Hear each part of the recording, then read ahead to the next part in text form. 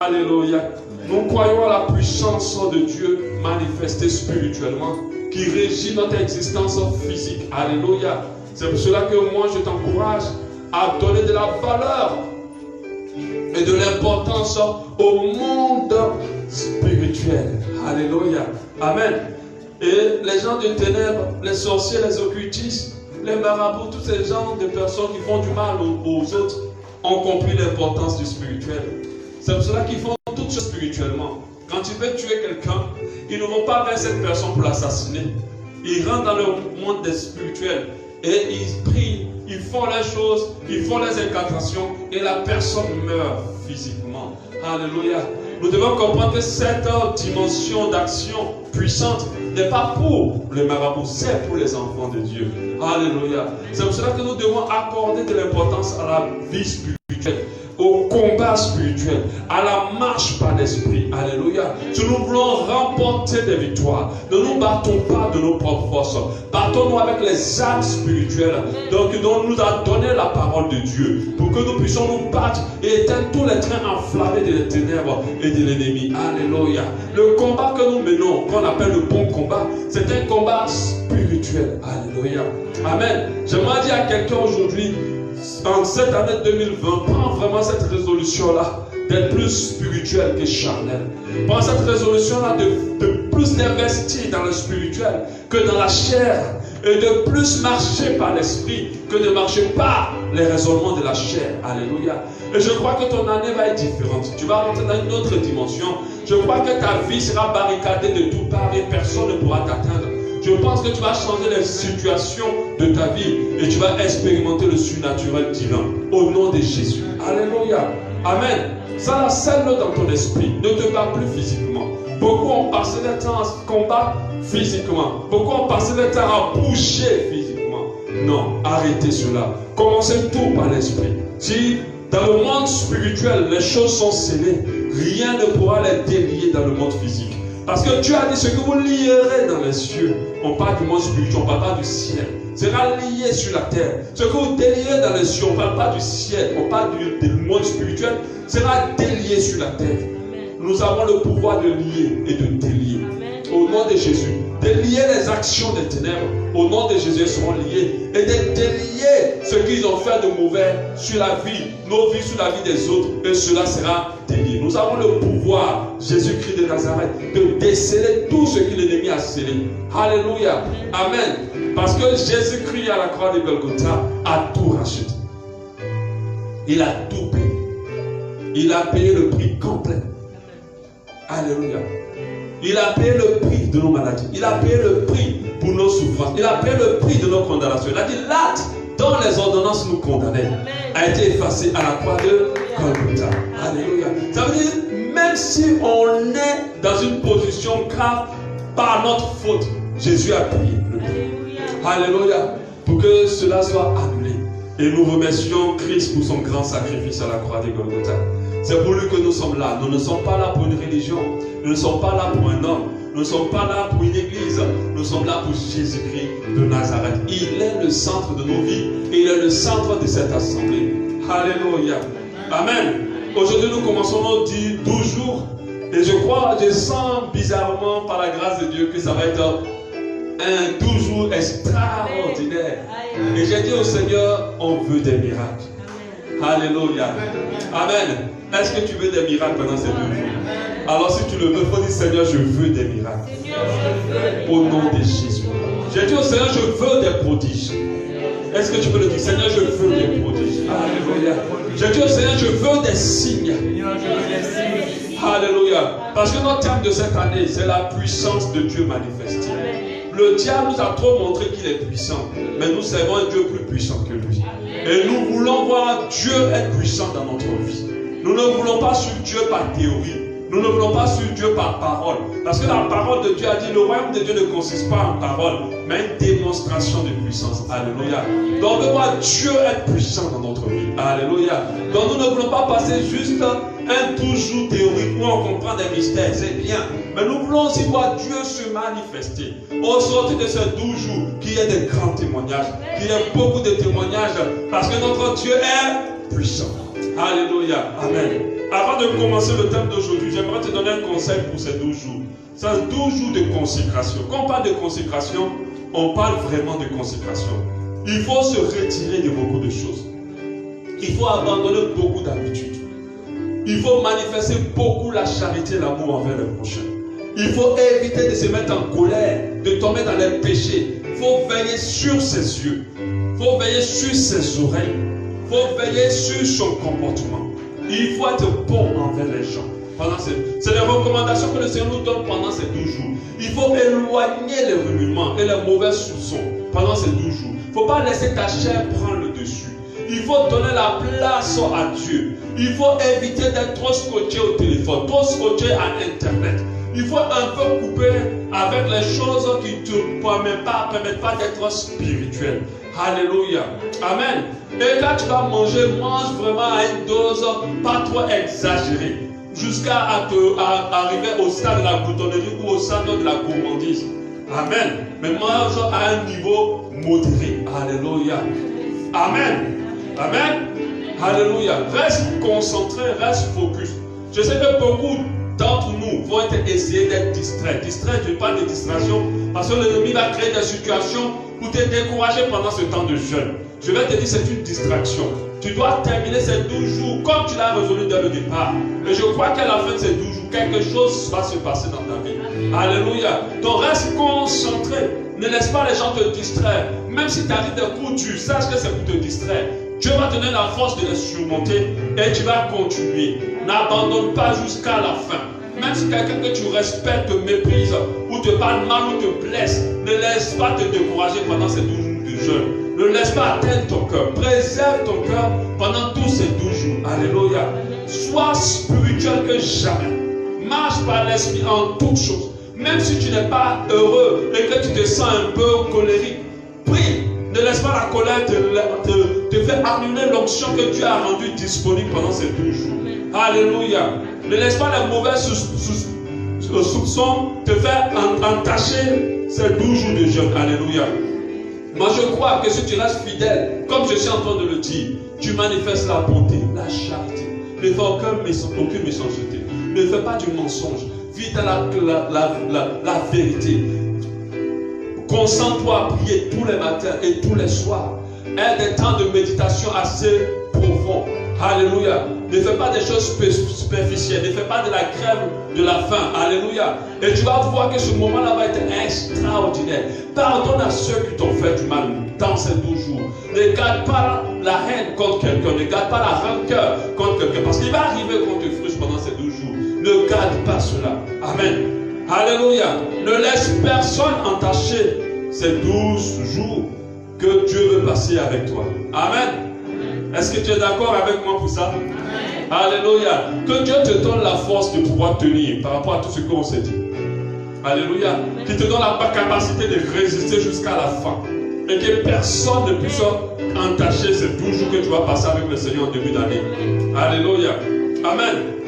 Nos 12 jours de jeûne sont sur 10 lois pour s'organiser selon les priorités divines. 10 lois pour s'organiser selon les priorités divines. Alléluia. Aujourd'hui, je vais faire l'introduction. Donc, on ne va pas prendre forcément du temps, mais au moins, on va poser les bases, surtout pour ceux qui n'ont pas été là pendant qu'on avait commencé ces 10 lois, pendant comment on appelle ça, les mois passés. Alléluia. Amen. Amen. 10 lois pour s'organiser selon les priorités divines. On a compris, ou on comprend au travers de ce thème, qu'il y a 2 formes de priorités. Il y a la priorité des hommes et il y a la priorité de Dieu. Alléluia. Dieu nous a créés, il ne nous a pas créés pour nous. Et ça, c'est une grave erreur que beaucoup font. Personne n'invente pas une voiture pour la voiture.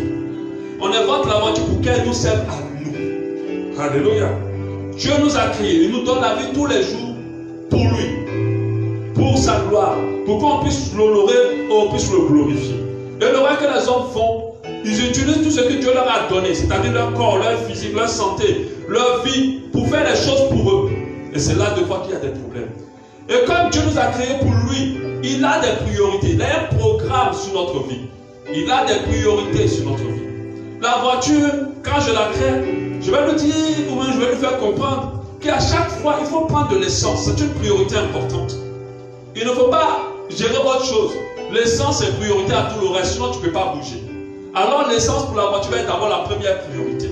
Après, on va voir les autres choses, l'électricité, ainsi de suite, ainsi de suite. Pareil, Dieu nous a créés pour lui, et dans nos vies, il a établi ce qu'on appelle des priorités. Mais, bizarrement, comme l'homme existe pour lui, et l'homme est beaucoup orienté à se battre pour sa propre personne, et les codes de sa propre personne, c'est lui ou les choses qui sont liées à lui, alors l'homme a changé les priorités. Les priorités des hommes ne sont pas les priorités de Dieu. Aujourd'hui, la priorité des hommes, c'est le monde, c'est le matériel, l'argent, le terrain, la vie, la réussite. Aujourd'hui, c'est ça la priorité des hommes. Bizarrement, l'homme n'est pas assez intelligent pour comprendre qu'il met sa priorité dans des choses qui vont passer. Parce que les gens meurent, ils laissent tout ça à chaque fois. Pendant qu'ils ont investi toute leur vie à cela. Et là, c'est là la grave erreur. Dieu a ses priorités qui n'ont rien à voir avec les priorités des hommes. Et ces priorités nous permettent de nous investir dans ce qui ne va pas passer. Alléluia. Ce qui ne va pas être passé. Ce qui va être plus durable. Mais nous investissons nos priorités dans ce qui est passager. Alléluia. Donc il doit ici s'organiser selon les priorités de Dieu. Et nous savons pourquoi nous devons nous organiser selon les priorités de Dieu. Parce que celui qui s'organise selon les priorités de Dieu est béni. Si la voiture respecte la priorité de Dieu, je dois mettre l'essence toujours en premier. Elle va toujours fonctionner. Alléluia. Ce qui fait que la vie des gens à un moment donné a comme un court-circuit ou un blocage. Ou malgré qu'ils ont toutes choses, ils sentent qu'il y a quelque chose qui manque quand même et qu'ils ne sont pas heureux. Et qu'il y a des choses qui leur tombent dessus. C'est parce qu'ils n'ont pas suivi la priorité de Dieu. Les priorités divines nous apportent la paix, nous apportent l'épanouissement. Et je vous faites attention, l'épanouissement n'est pas apporté par l'argent. L'épanouissement n'est pas apporté par les maisons ou par toutes les choses vers lesquelles les hommes courent. On a plusieurs stars milliardaires aux États-Unis qui se suicident. Ils sont milliardaires, mais ils se suicident. Pourquoi? Parce qu'ils ne sont pas heureux. On a des personnes dans des familles qui ont tout, mais qui s'investissent encore dans des choses qui les détruisent. Pourquoi? Parce que l'argent ne rend pas heureux. Ce qui rend heureux, c'est de respecter l'organisation de Dieu. De respecter l'ordre divin, l'ordre que Dieu a établi dans nos vies. Si j'utilise la voiture dans son usage prévu, alors la voiture va fonctionner bien. Mais si je prends ma voiture pour faire, par exemple, un endroit où on doit dormir tous les jours, et je dors avec toute ma famille dans la voiture à chaque fois, je vais la gâter. Parce qu'elle n'a pas été faite pour pouvoir faire être une maison. Et c'est comme ça la vie de plusieurs personnes se détruisent. Parce qu'ils font de leur vie l'usage que Dieu n'a pas prévu sur leur vie. Alléluia. Donc, 10 lois, pour s'organiser selon la priorité divine, ce sont 10 lois qui vont nous aider à comprendre les priorités de Dieu et à pouvoir les intégrer dans nos vies, afin de pouvoir être épanouis, afin de pouvoir être heureux, afin de pouvoir investir notre temps et notre existence dans ce qui est durable au nom de Jésus, et aussi afin de vivre longtemps, parce que le désordre crée la mort. Alléluia. Le désordre crée la mort. Le désordre attire deux fois la mort. Alléluia. Et qu'est-ce qu'on doit comprendre? On doit comprendre que le plus important dans ce monde, ce n'est pas le fait d'être forcément un chrétien ou pas. Le plus important dans ce monde, c'est de comprendre que Dieu a mis dans ce monde des principes. Des principes qu'il faut qu'on respecte. Il a mis dans ce monde des lois qu'il faut qu'on honore. Et ce qui fait que beaucoup de personnes qui ne sont pas chrétiennes arrivent à avoir des vies quand même pas mal, c'est parce qu'elles respectent ces lois-là. Et quand elles respectent ces lois, alors Dieu est obligé de les bénir et de les permettre de se sentir mieux. Et beaucoup d'enfants de Dieu ignorent que ce n'est pas seulement en priant qu'on puisse rentrer dans l'épanouissement. On doit respecter les lois de Dieu. On a pris l'exemple de la loi de la pesanteur. La loi de la pesanteur, c'est quoi? C'est cette loi qui dit, lorsqu'on jette quelque chose en l'air, ça doit descendre. Alléluia. Ce n'est pas ta prière qui va faire que quand tu vas te jeter vers un immeuble, que tu ne vas pas descendre, que tu vas t'envoler. Même si tu pries, tu descendras. Donc tu dois comprendre que je dois respecter cette loi-là et ne pas m'amuser à aller me jeter dans un immeuble pour dire, en priant, Dieu va me sauver. Non, Dieu ne va pas te sauver parce que lui il a établi cette loi. Alléluia. Ce qui fait que beaucoup de personnes ont du mal avec leur vie parce qu'ils ne respectent pas ces lois-là. Ils ne cherchent pas à les connaître. Ils ne cherchent pas à les intégrer dans leur vie. Et leur vie est bloquée. Je traite ce sujet parce que j'avais reçu le courrier d'une personne qui disait que la parole de Dieu dit, quand Jésus nous sommes bénis, mais je ne comprends pas, je suis chrétien depuis des années, mais ma vie est toujours bloquée. Les choses ne vont pas, j'ai comme l'impression que les choses s'endurcissent. Et j'ai fait comprendre à cette personne, ce n'est pas le fait d'être chrétien qu'on devient heureux. C'est le fait de respecter les lois de Dieu. Le fait d'accepter Jésus va te sauver. Mais pour cette terre-là, il y a des principes qu'il faut que tu respectes. Si tu veux être épanoui et si tu veux être heureux. Si tu ne respectes pas ces principes, tu vas être un chrétien qui aime le Seigneur et avoir un mariage catastrophique. Parce que le mariage a ses principes. Si tu ne les respectes pas, ton mariage va être catastrophique. Pendant que tu es chrétien, tu pries. C'est cela qu'on voit beaucoup de couples chrétiens qui divorcent. Même pire encore, des couples pastoraux qui divorcent. Pourquoi? Pas parce que Dieu n'a pas validé le mariage. Pas parce que Dieu a maudit le mariage. Parce qu'ils n'ont pas respecté les priorités divines. Ils ont priorisé d'autres choses par rapport à d'autres choses selon les lois de Dieu. Alléluia. Et il est très important pour nous de comprendre le système des principes. Les principes et les lois sont des règles que Dieu a établies, divines, plutôt sont des règles que Dieu a cachées dans ce monde. Ce qui est intéressant, c'est que les gens du monde ne sont pas venus réinventer la roue. Ils ont cherché à étudier le monde pour comprendre comment il fonctionne. Et quand ils ont compris ça, ils ont pu créer l'avion. Parce que l'avion surfe sur la loi de la pesanteur. Et sur la loi de la vitesse. Donc ça veut dire qu'ils travaillent dessus en fonction de ça. Ils savent que si l'avion part dans telle vitesse, selon le poids qu'il a, alors il va tenir, il va pouvoir se déplacer d'un point A à un point B. Et ça leur permet de créer beaucoup de choses. Amen. Ça leur permet de créer beaucoup de choses. Quand vous voyez les psychologues aujourd'hui, les psychologues n'ont rien inventé. Ils ont étudié les principes qui sont liés à l'homme. Et ils ont commencé à comprendre le comportement que Dieu a attaché à l'homme. Et sur la base de ça, ils arrivent à aider les personnes qui ont des problèmes émotionnels ou les problèmes de l'âme. Alléluia. Et ils arrivent à aider. Amen. Mais nous, on a un avantage. C'est que nous, on connaît les lois spirituelles. Et ils ignorent les lois spirituelles. Et dans les lois spirituelles, la majorité des lois spirituelles sont liées à des principes de vie. Et ça, il faut les connaître. Alléluia. Amen. Même si un groupe de personnes s'assoit pour dire nous aujourd'hui on n'est pas d'accord avec la loi de la pesanteur, la loi là ne va pas s'annuler. Ce n'est pas la loi humaine. Les lois de Dieu ne s'annulent pas. Si tu dis aujourd'hui moi j'annule la loi de la pesanteur et qu'on n'est pas d'accord avec cette loi, si vous partez vous jeter du haut d'un immeuble, vous allez vous écraser. Parce que ce n'est pas quelqu'un qui peut annuler cette loi. Dieu l'a établie. Dieu a fait le monde une seule fois et il n'a plus retouché le monde. Il a établi des principes autour du monde pour que le monde fonctionne de lui-même. Alléluia. Et toutes les choses avec le monde fonctionnent sur la base de ces principes. Lorsque nous les connaissons, nous rentrons dans la grâce de Dieu, nous rentrons dans la bénédiction. Alléluia. Amen. Alléluia. La particularité des principes divins, c'est que personne ne peut les changer, comme je l'ai dit, ni les annuler, ni les contourner. Même si tu es le plus grand homme de Dieu, si tu ne respectes pas les principes du mariage, ce n'est pas parce que tu es homme de Dieu que tu prêches et que tu délivres les gens que ton mariage va se stabiliser. Alléluia. Mais si tu es un grand homme de Dieu, si tu ne respectes pas, si tu es un grand chrétien scientifique, si tu ne respectes pas les principes de la réussite, ce n'est pas pour autant que tu vas réussir. Il y a des principes pour réussir. Alléluia. Il y a des lois. Ceux qui ne sont pas chrétiens le comprennent et ils les respectent. Mais tu vas voir un chrétien très paresseux et il veut réussir. Tu ne vas pas réussir. Parce que dans le principe de la réussite, il y a le travail. Alléluia. Il y a le travail. Alléluia. Toute la création est obligée de se soumettre aux principes de Dieu. Toute la création est obligée de se soumettre. Alléluia. Ce n'est pas des principes momentanés, mais elles existent tant que la terre existe. Donc personne ne peut dire aujourd'hui on va s'arrêter. Alléluia. Ces principes ne sont pas caducs, mais ne sont jamais caducs, nous dépasser. Alléluia. Elles ne peuvent être compromises, un compromis ou altérées. Alléluia. Amen. Le but de ces principes, c'est de nous amener dans l'organisation de Dieu. Et l'organisation de Dieu, derrière cela, il y a la paix, il y a la joie, il y a la réussite, il y a le salut, il y a beaucoup de choses. Ça nous amène dans le succès et la victoire. Dieu t'amène dans l'honneur, Dieu t'amène dans la bonne orientation de vie, Dieu t'amène dans l'épanouissement et la joie.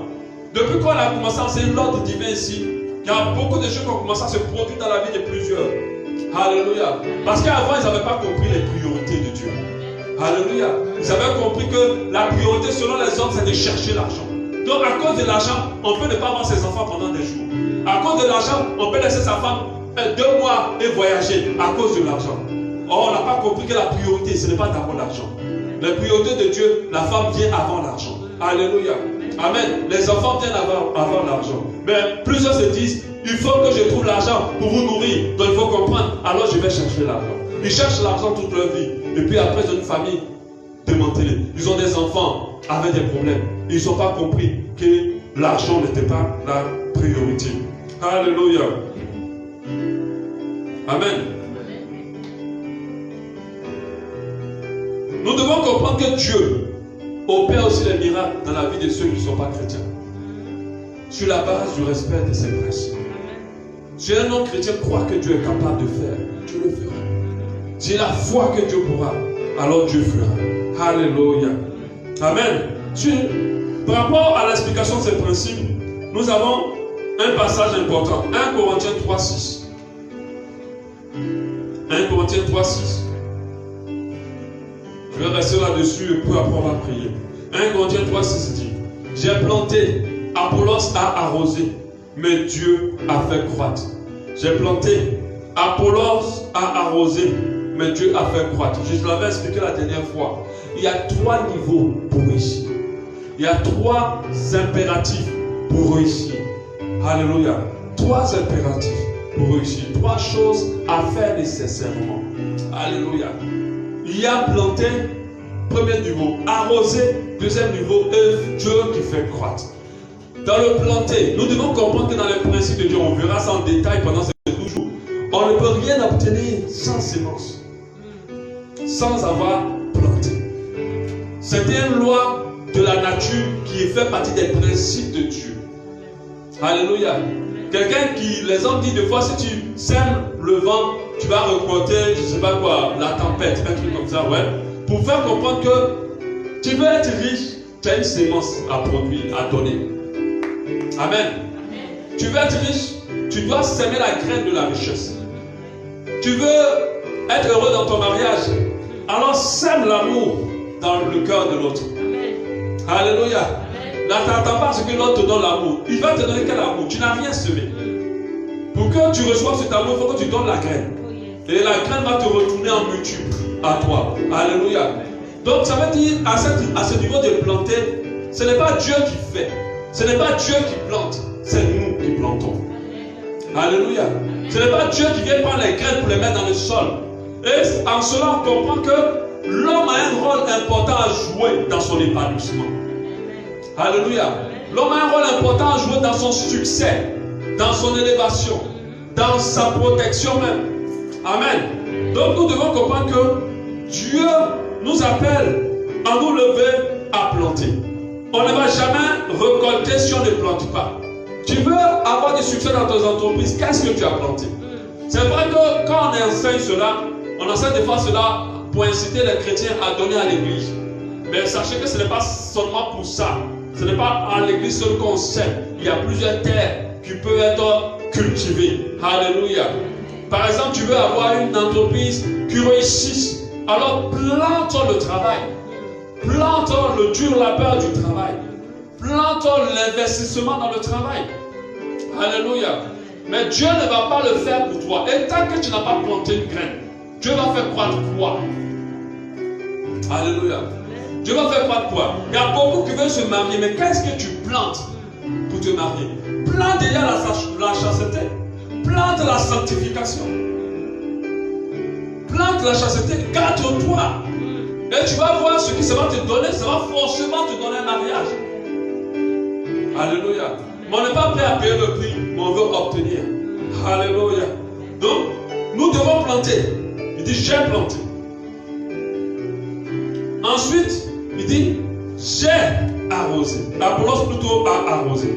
Donc ça veut dire, j'ai planté, Apollos a arrosé. Donc ça veut dire, nous sommes amenés à planter. Apollos a arrosé, nous fait comprendre aussi quelque part que pour notre épanouissement, pour notre réussite, tout ne dépend pas de nous, mais cela dépend aussi de notre prochain. Amen. Toi qui veux vivre une vie individualiste pour réussir, tu auras du mal. Parce que personne ne réussit sans personne. Dieu utilise tout l'homme pour faire réussir l'homme. Alléluia. Donc c'est-à-dire qu'il faut avoir beaucoup d'humilité pour comprendre que malgré tous tes efforts, il y a quelqu'un qui doit te propulser. Il y a quelqu'un qui doit t'aider à aller plus loin.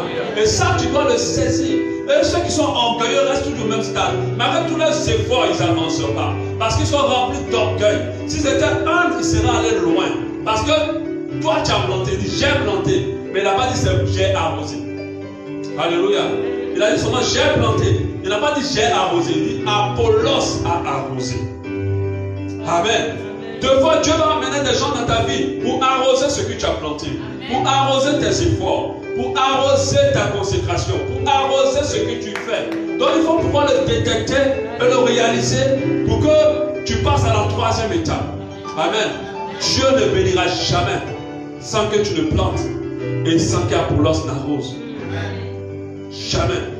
Il ne bénira jamais sans que tu ne plantes déjà et sans qu'Apollos n'arrose. Si tu veux faire de l'individualisme, tu resteras au même stade. Si tu veux avancer toi seul parce que tu estimes que tu es capable de beaucoup de choses, que tu as les moyens, tu resteras au même stade. Et je vais te dire, Apollos n'est pas forcément une personne extraordinaire. Apollos n'est pas forcément une personne au-dessus de toi. Apollos peut être quelqu'un de banal, quelqu'un de saint. Alléluia. Qui va apporter, qui va arroser ce que tu as planté. Et nous voyons par la suite, c'est Dieu qui fait croître et Dieu a fait croître. Amen. Pour nous faire comprendre que ce n'est pas seulement Dieu que toute chose peut pousser, mais Dieu fait pousser toute chose après avoir eu planté et arrosage de la graine. Alléluia. Alors tout va dépendre de Dieu. Personne après avoir planté rentre dans le sol pour veiller à ce que la plante pousse. Non. C'est Dieu qui fait croître. Ce qui nous montre que nous devons être humbles. C'est pour ça que quand quelqu'un réussit, quand quelqu'un arrive, il ne doit jamais dire je suis arrivé de moi-même. Il ne doit jamais dire c'est parce que j'ai trop travaillé que je suis arrivé. Je vous assure, il y a des gens qui travaillent plus que toi, mais qui sont encore pauvres. Alléluia. Il y a des gens qui font plus d'efforts que toi, qui sont encore pauvres, qui restent sur le soleil de 6 heures jusqu'à 18 heures et qui restent encore à gagner 1000 francs, 2000 par jour. Pendant que toi, tu ne travailles pas à ce niveau. La grâce de Dieu intervient là. C'est lui seul qui fait croître. C'est pour ça que l'homme doit rester humble. Et dire que c'est Seigneur, c'est toi qui fais. Donne-moi la capacité de planter. Amène Apollos pour qu'il arrose. Et Seigneur, je t'en prie, fais croître les choses dans ma vie. Fais croître les choses dans ma vie. Quand tu le comprends, tu comprends que la vie n'est pas seulement basée sur le fait de la chance. La chance n'est pas de Dieu. La malchance non plus n'est pas de Dieu. Ainsi que tu veux réussir. Si tu le veux, tu peux réussir. Parce que la Bible te dit que tout est possible à celui qui croit. Alléluia. Mais à condition qu'il respecte les principes que Dieu a établis. Amen. Si tu es chrétien et que tu n'honores pas ton père et ta mère, Dieu ne pourra jamais te bénir. C'est un principe que Dieu a établi.